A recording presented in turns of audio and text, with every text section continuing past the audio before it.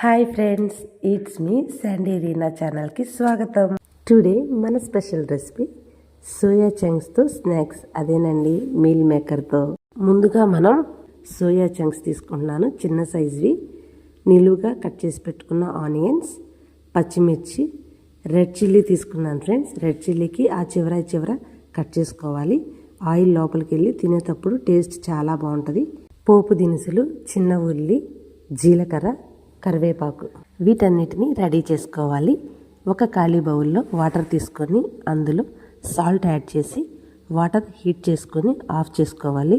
అందులో మనం రెడీ పెట్టుకున్న సోయా చంక్స్ని వాటర్లో డిప్ చేసి 1 to 2 minutes ఉంచి జల్లిబుట్టలోకి మార్చుకోవాలి. వీటి మీద కొంచెం చన్నీళ్ళు పోయాలి. వీటిని వాటర్ పోయే వరకు మంచిగా స్క్వీజ్ చేసుకోవాలి. వీడియోలో చూపించిన విధంగా చేసుకోవాలి. మరొక పక్క ఖాళీ కడాయిని పెట్టుకొని అందులో మనం 2 tablespoon ఆయిల్ తీసుకొని, ఆయిల్ హీట్ వచ్చింది అన్నప్పుడు సన్నగా చాప్ చేసి పెట్టుకున్న తెల్ల ఉల్లిగడ్డలను యాడ్ చేసుకోవాలి. వాటిని 1 minute వేయించుకొని అందులో పచ్చిమిర్చి, ఎండుమిర్చిని యాడ్ చేసుకోవాలి. పోపు దినుసులు యాడ్ చేసుకోవాలి. ఇవి కొంచెం వేగాయి అన్నప్పుడు జీలకర్ర యాడ్ చేసుకోవాలి. సన్నగా తరిగి పెట్టుకున్న ఆనియన్స్ని కూడా ఈ పోపులో యాడ్ చేసుకోవాలి. 1 tablespoon పసుపు, 1/2 tablespoon సాల్ట్ యాడ్ చేసుకొని కరివేపాకు కూడా వేసుకోవాలి.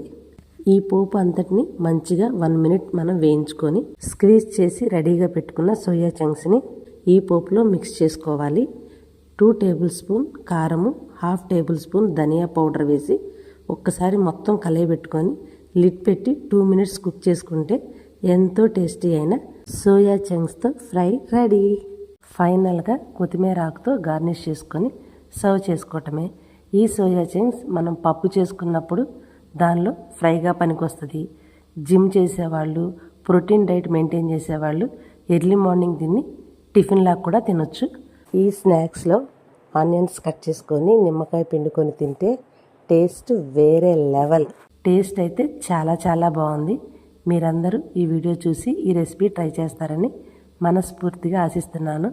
Please like, share and subscribe. Thank you. ఇట్లు మీ సంధ్య.